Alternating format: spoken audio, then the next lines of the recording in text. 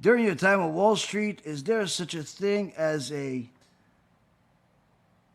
humble, wealthy individual?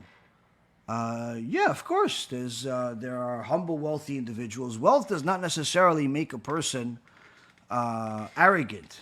It's their perception of wealth that before they even have money, that is going to make a person arrogant. I've met many people that were broker than anything, that were arrogant even though they had nothing to be arrogant about. They weren't exceptionally smart, they weren't exceptionally wealthy, they weren't exceptionally talented, but they were just arrogant people.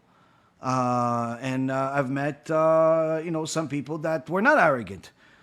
So wealth does not make a person arrogant. Its character flaws are developed before a person acquires money. Certainly, wealth can lead to a person becoming arrogant, but it doesn't start from scratch. Meaning they were already arrogant. It's just that the wealth, made it worse.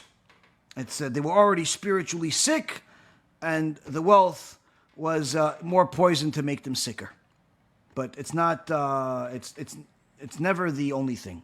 It's usually something that happened beforehand.